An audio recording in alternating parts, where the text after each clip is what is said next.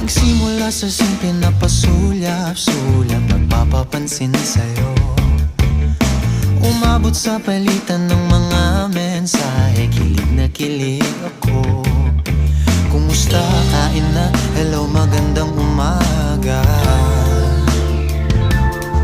Ingat ka, pahinga, huwag kang masyadong magpupuyat pa. Naramdaman ng puso na dahan